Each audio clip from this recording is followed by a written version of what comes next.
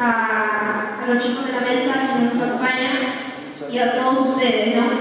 Damos la bienvenida al conversatorio juvenil universitario que tiene por título El desafío soberano del Perú y las empresas que esconde el lobista Pedro Pablo Kuczynski. Bueno, cuenta con la presencia de Manuel Gardner, magíster en Sociología y docente universitario sanmarquino, impulsor de la lucha democrática y actualmente candidato como número 7 de Gana Perú. Lo acompaña en la mesa quienes habla. Soy estudiante de Sociología, mi nombre es Alejandra de Negro. Aparte soy coordinadora general del Foro Juventud por la Soberanía Energética. También está mi compañero César Burra, estudiante también de Sociología, Miguel Nació, estudiante de Filosofía, y un representante de la Facultad de Derecho que hasta ahorita no sale, que es Joel Jesús. Si podría levantar la mano, por favor, y acercarme. Muy bien. En este conversatorio se tratarán grandes asuntos de la coyuntura política nacional actual y los retos que enfrenta el Perú, en camino a su bicentenario, por supuesto. Asimismo, como la victoria de Manuel Gardner sobre el juicio impuesto por Pedro Pablo Kuczynski por una supuesta difamación en su contra.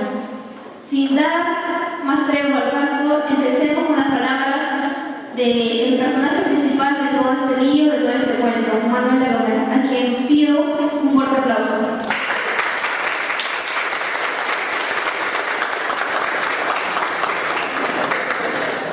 Estimados amigos y amigas, por ahí alguna sobrina, quiero decirles de que esta reunión es una reunión de reflexión donde trataré de comentar un poco las vicisitudes de quienes, siendo científicos sociales, estamos también en una lucha política. Porque tenemos que aplicar los conocimientos de las ciencias sociales para entender las propuestas que tiene el país. He publicado ya casi 25 libros sobre ensayos sociales, unos 3 poemas, otro del teatro, otro del cuento tardillo, porque en la vida hay que hacer un poco de varias cosas. La dimensión mágica de la vida es parte de la vida misma. Y en esos puntos de ensayos, una preocupación permanente es la formación del Perú como nación. Y en un momento actual, el Perú, que es una comunidad nacional que se ha ido constituyendo, vamos a estar cerca del bicentenario, pero todavía no hemos terminado de construirlos, está formando esa comunidad y se forma desde la base misma de los componentes de esa comunidad de ciudadanos. Por eso es que se han adquirido cada vez mayores derechos. Se empieza a conquistar el derecho a la tierra, en la gran lucha indígena y campesina contra el capitalismo. Se empieza también con la reivindicación de los derechos laborales, la lucha de las 8 horas, un conjunto de otros derechos laborales fundamentales en el trabajo. Y luego se continúa con la autoconstrucción urbana, las migraciones, que hacen que la gente se traslade a las ciudades y viva en ellas, los derechos de la identidad, el tener un registro con nombre propio, los derechos a tener contratos, los derechos civiles y cívicos, los derechos políticos. En el siglo XIX en el Perú, la mesa de votación se saltaba de pico Putifarra. El que saltaba la mesa ganaba la elección. El primer gobierno civil del Perú elegido fue elegido por 3.000 personas, en medio de una patahona tremenda con un régimen de corte militar que había fracasado. Entonces, en el Perú se ha ido conquistando derechos, y los últimos derechos que se han ido conquistando son los derechos de género, por ejemplo. Las mujeres ahora pueden votar. ¿Quién dio el voto a las mujeres en el Perú? Podría, no porque creía en el tema de la igualdad de género, sino quería que su mujer fuera candidata a la municipal de Lima. Esas anécdotas también existen en la historia. El azar y la necesidad son parte de la historia. Pero luego, la incorporación inmediata de la incorporación de las mujeres en la vida productiva, social, institucional, profesional, es muy importante. Una novelista del siglo XIX del Perú fue condenada al manicomio, porque siendo mujer podía escribir, y eso solamente lo podía hacer o una bruja o una loca. Eso era del siglo XIX. Ahora las mujeres están en la universidad, están en el trabajo. Hay un cambio, una conquista de derechos fundamentales. Y también hay una conquista de derechos de una sociedad pluriétnica. La última rebelión contra ese tipo de colonialismo de poder fue Bauhaus, en el cual el movimiento amazónico dice: somos parte de la nación, también queremos tener derechos en esta nación, queremos participar plenamente en ella. Esa nación que hemos ido formando, construyendo, tiene un Estado que es altamente centralista y tiene una élite dominante que basa su poder no en la innovación, no en la productividad, no en la revolución productiva, no en la competencia en el mercado nacional y mundial, basa su poder en hackear los recursos públicos. Así fue en la era del Guardia. Hay un libro del historiador Carlos Maquebo que dice que luego de la independencia, los militares que eran actores de la independencia llegan a cargos públicos, se sienten dueños patrimoniales del Estado. Y cuando aparece el Guardia, se reparten los consignatarios de esas riquezas y ahí se forma la oligarquía privada del siglo XIX. Esa república de tal manera quebró, fracasó, igual a la derrota de la guerra con Chile, la guerra del Pacífico. Luego, en el siglo XX, a comienzos del siglo XX, se forma la república oligárquica, basada en el poder cabonal de la concentración de los grandes latifundios, la concentración de la propiedad de la tierra. Y ese poder se vuelve un poder parasitario, limitado, tiene algún avance tecnológico, pero muy limitado. Entonces el movimiento indígena y campesino recupera las tierras y el Perú se moviliza y cambia. Ese poder oligárquico se resiste a salir. Es quebrado cuando se producen las reformas agrarias, pero se resiste a salir.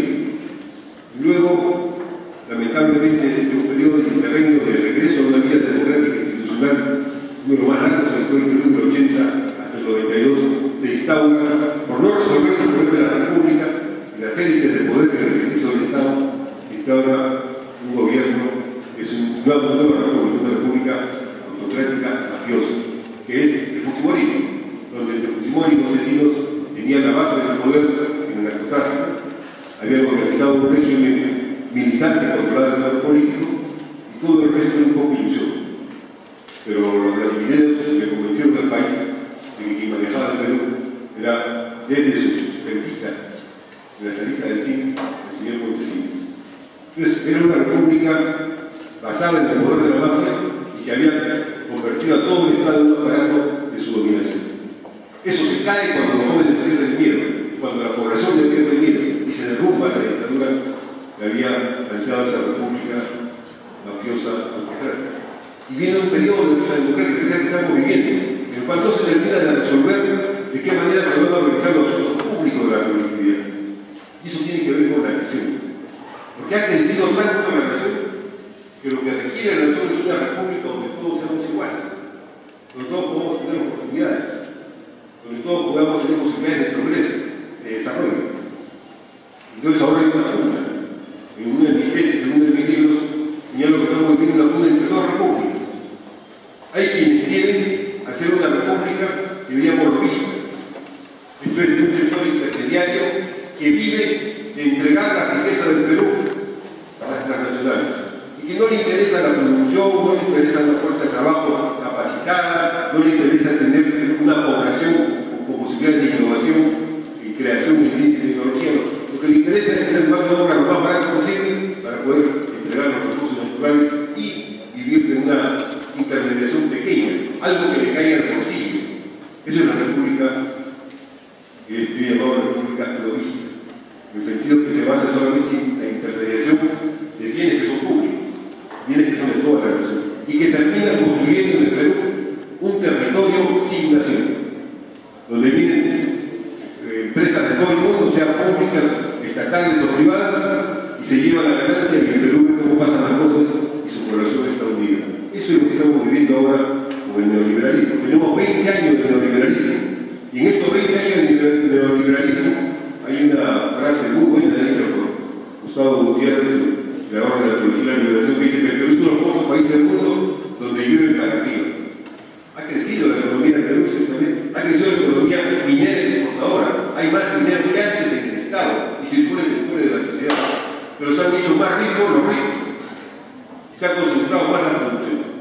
Hay un libro que les recomiendo a ustedes como estudiantes de ciencias sociales, un libro de Paco Durán, que analiza la circunstancia actual del poder en el Perú. ¿Y qué dice Paco Durán?